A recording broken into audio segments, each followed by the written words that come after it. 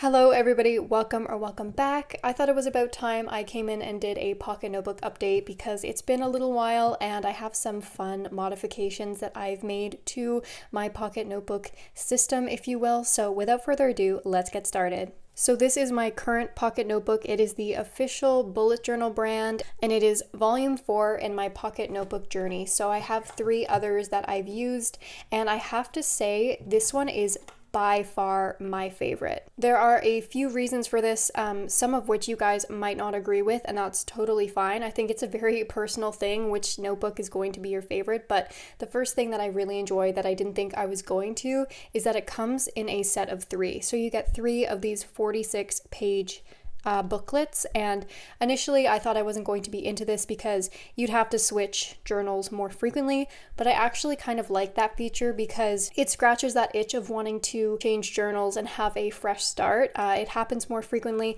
and then you're able to customize more notebooks, so I think it's fun. There are also a lot of very thoughtful details that have been put into this, so let me get a fresh one to demonstrate. Obviously the branding is really nice, but I've really been enjoying having page numbers, and these guided grid lines have been really helpful. And I also like this sheet of stickers that comes with every single one of the notebooks in the 3-pack, so you end up getting 3 of these. I've also really been enjoying the fact that when you open it, it turns into a full A5 size, which again is more of a novelty feature, but I'll show you how I've really been enjoying it. So this is my A5 bullet journal, and this houses all of my monthly dates. So a lot of the time when I'm leaving the house, I will bring this one and this one. And rather than have them separate, what I'll actually do is kind of stack them inside of each other. So I'll just put my pocket notebook inside and then take it with me.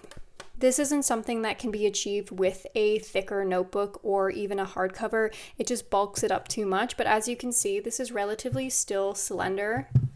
And then I have all the notebooks that I need right here. But again, just because this is my favorite, it does not mean that it has to be yours. And I think one thing that you are sacrificing is the size. Like, this is almost a full A6 regular size. Compare this to the Robiki, it is larger. Like, this one is very much a pocket notebook and it's super flexible, so this could fit in your pocket no problem. Because I usually carry a purse or a bag, this works for me, but anyway, doesn't have to work for you. Now let's get into the update. So the first thing that's slightly different is I have attached more ephemera, I guess you could say. On the inside I have done a little more deco. I have my too heavy to hold here, and then at the back I have attached a pencil board, some tabs, the stickers that came with it, and then a second pencil board which I cut down to size, and this one duals as a ink blotting sheet. The next change that you might immediately notice is that I have punched the corners. So if you watched any of my earlier videos, you would remember that I was using a pink Pentel Energel to mark that the page had been processed and every single piece of information had either been migrated or handled in some way, so I no longer had to look at the page and it was completely done. But there were times when I would go a few weeks without migrating information, even though I should probably be doing it more frequently than that, and at a quick glance looking at the spine, there is no way to know which pages had or hadn't been processed. So instead, I've been using this little corner punch, and every time a page has been processed, I simply punch the corner. So then at a quick glance, my thumb tab immediately tells me where the next page is that I have to sort through. So then when your notebook is done, every single page should have a thumb tab all the way through.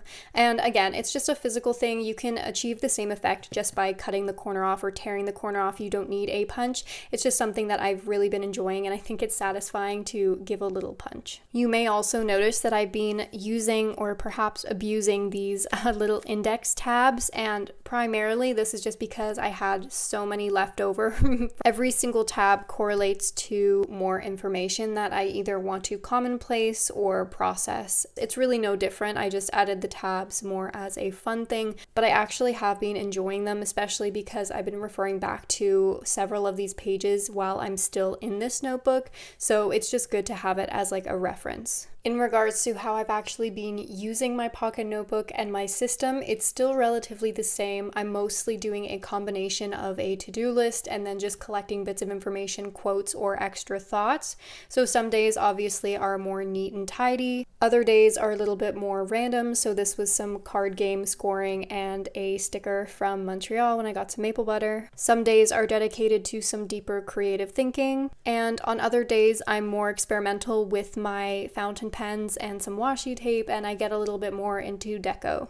I think this one is especially cute just because of this little sticker that matches so well with the color of the fountain pen ink and then the blue. Once again, I don't do it every day, but it's sometimes fun. But anyway, overall, I've really been loving this particular pocket notebook. I think it has such a great feel to it, and I've really customized it to the point of it feeling like a home.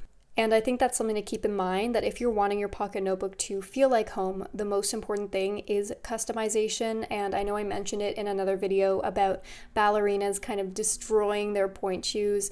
They're snapping and tearing and sewing so that their point shoes go from the standard mold to their specific point shoes. And I think the same goes for notebooks and journals, is that in itself, this looks pretty sterile and looks like it could be anybody's notebook, and maybe that's intimidating. And then when you customize it, it definitely becomes your own. So don't be afraid to get a little messy and to really make your notebook your own. That's all for today. If you enjoyed this video, please consider subscribing and giving it a huge thumbs up. I am very curious if you have experience with the official pocket bullet journal. Let me know how you like it down in the comments below. Thank you so much for watching. I'll see you next time. Stay cozy and bye-bye.